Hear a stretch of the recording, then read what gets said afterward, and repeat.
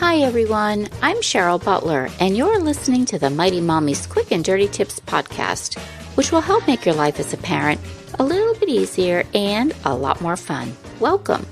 Today's episode is number 629, 10 Simple Ways to Raise Great Kids, because parents want their kids to succeed in all areas of life. But it's our everyday interactions that make all the difference. So today, I'll share 10 simple ways to bring out the best in your kids. So here's the quick and dirty. Parenting can seem like an endless journey, but the truth is we only have a short window of time to influence our kids. So these 10 simple but significant ways can help make an everlasting impact on raising a great kid. 1. Great parents are consistent. 2. They say, "I love you." 3. Great parents don't overschedule. 4. They don't strive for perfection. 5. They create memories. 6. Great parents have and enforce rules. 7. Great parents help kids learn their emotions. 8. Great parents catch their kids doing good. 9. Great parents practice self-care. And finally, 10. Great parents apologize. So tip number 1. Be consistent. Consistent parenting makes kids feel safe because there are no surprises. When you make a decision to enforce a new rule and you're wishy-washy with follow-through, you're teaching your child that you're not serious, and soon he learns your word is not to be trusted or relied on. Let's say you want a new bedtime routine to be effective. Well, consistency is critical. So commit to your plan for the long haul, 7 days a week, and you'll reap the benefits of less stressful and more restful evenings for years to come. You're also teaching your child that you mean what you say and that he can always count on that.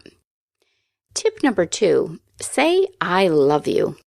After 27 years of parenting, I know I may not always like my kids, but there isn't a day that goes by that I don't love them. I also know that although I feel this love deep in my heart, my kids need to know it too. In my episode, 15 Little Everyday Ways to Show Your Family Love, one of my tips is to simply tell your kids that you love them every day. Although you know you love them, when they hear you tell them this regularly, you're validating their feelings. What could be better than that?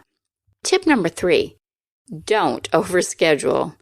When I first became a mom, I couldn't wait to sign my daughter up for as many enriching activities as we could handle.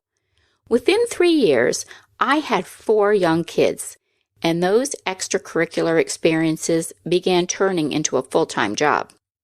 In my episode, 6 Ways to Create Unstructured Playtime for Your Kids, I share practical ways to incorporate more free time into your children's schedule. The American Academy of Pediatrics recommends that children get enough physical exercise and have an hour per day to unwind, relax, and just have some simple creative playtime. One of the best gifts I gave my 8 kids was not filling in every free hour on their calendar with a new club or sport. By not overscheduling them, they relied on their imaginations to create experiences that kept them entertained for hours, and I didn't have to cart them to as many activities. A great win-win for all. Tip number 4, forget about perfection. We've all heard the expression, "there's no such thing as perfect," and that applies to parenting as well. In Perfect Families Don't Exist, How to Be Good Enough, I shared an article from Psychology Today that really hit home. It reiterated what most parents already know. Striving for perfection is destructive and infringes on your happiness. There needs to be a healthy balance when trying to achieve high standards. Here's what the author, Dr. Jim Taylor, had to say. At the heart of perfectionism lies a threat. If children aren't perfect, their parents won't love them. This threat arises because children connect whether they are perfect with their self-esteem. Being perfect dictates whether they see themselves as valuable, worthy of love and respect. There is no scientific evidence that perfectionism is inborn. The research indicates that children learn their perfectionism from their parents, most often from their same-sex parents. Through their parents' words, emotions, and actions, children connect being loved with being perfect. So Dr. Taylor recommended an antidote to perfectionism, and that is excellence. Excellence takes all of the good aspects of perfection, example, achievement, high standards, disappointment with failure, and leaves out its unhealthy parts, connecting achievement with self-esteem, unrealistic expectations, fear of failure. A trait of great parents is knowing that excellence still sets the bar high, but it never connects failure with the love you give your children. Tip number 5, create memories and experiences. The American Psychological Association's research shows that kids who grow up with family memories are more satisfied with their adult lives. There are endless ways to create great childhood memories for your kids. From a silly birthday party where everyone makes and wears crazy hats, to eating an inside picnic dinner on your living room floor on a rainy summer evening. Kids will hold tight to these cherished memories. Quick tip, visit my page at www.quickanddirtytips.com/mighty-mommy and you can find 5 creative ways to use your family photos. Tip number 6, set clear rules. I have a confession. I have always been a rule follower. I know that may not sound like fun, but while raising my brood of 8 kids, my tendency to follow rules led me to establish a household in which routines and limits were the norm. In my popular episode, 5 Parenting Mistakes and Easy Fixes to Correct Them, the first mistake I discuss is having a parenting life without restrictions. My pediatrician stressed the very big importance of rules when I was in my early days as an overwhelmed mom.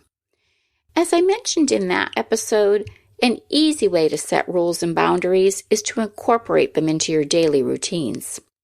Once your kids know what to expect, you'll be able to implement clear guidelines for all areas of your life, and you'll stay on task with an orderly and chaos-free home. Tip number 7, help your kids tune into their emotions. One of the latest buzzwords in parenting is emotional intelligence. I had no idea how important this concept was until I spoke with Mark Brackett, PhD, author of Permission to Feel. Dr. Brackett says too many children and adults are suffering because they're unaware of their feelings and emotionally unskilled, but they don't have to be. He teaches us how to become emotion scientists so that emotions can help rather than hinder our success. In his book, he presents a 5-step method that he calls RULER. Nearly 2,000 schools have adopted this evidence-based approach to social and emotional learning, from pre-K through high school, across the United States and in other countries. And a quick tip for you, learn how to help your kids and yourself tune into their emotions by listening to my interview with Dr. Brackett in How Emotional Intelligence Can Help Your Child Thrive. You'll find it by visiting www.quickanddirtytips.com/mighty-mommy. Moving on to tip number 8, catch them doing good.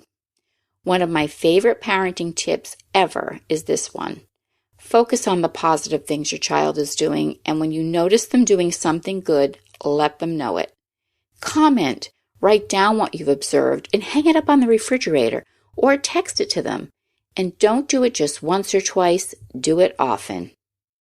Number 9, never neglect self-care.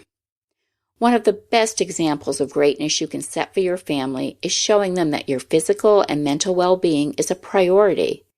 When we work on our own stuff, we can better embrace our loved ones' deficits and help arm them with their tools to love themselves. If you're not already making time to care for your own needs, now's the perfect time to start. Begin carving out regular blocks of time to sit quietly with your thoughts and get away from the hectic schedule that typically surrounds you. You'll find ideas on prioritizing yourself in my episode, 10 Creative Ways to Indulge in Regular Self-Care. And finally, tip number 10, offer heartfelt apologies. One of the most memorable parenting moments I've ever had was when I owned up to a mistake with my son. My mistake wasn't something I was proud of, but I acknowledged it immediately and I apologized. My son was a senior in college, so he certainly was old enough to realize the scope of the situation. But it wasn't my actual apology that he noted, it was how sincere I was about making it, and he called me after the fact to tell me how much he admired me for doing so. That is one of those parenting blunders that could have been a disaster, but my heartfelt apology turned it around, and it became a teachable moment for both of us. In my episode, How to Apologize to Your Child, I share that saying sorry is difficult enough when you have to apologize to an adult, but it's even more problematic when you have to make amends with a child. Regardless of whether your child is 3 or 30, if you ignore the wrongdoing and don't address how your actions made your child feel, you can potentially cause long-lasting damage. So choose the greater option and apologize with sincerity. As with my situation, it can leave a lifelong impression on both of you. What are some of your parenting strategies that make a great difference with your kids? Please join the conversation and share your thoughts on the Mighty Mommy Facebook page or Twitter. You can also email me at mommy@quickanddirtytips.com. Listen and follow on Apple, Spotify, Google, Stitcher, or wherever you get your podcasts. I'm so glad you tuned in to listen this week. Cheers to lots of great parenting moments, and until next time, happy parenting!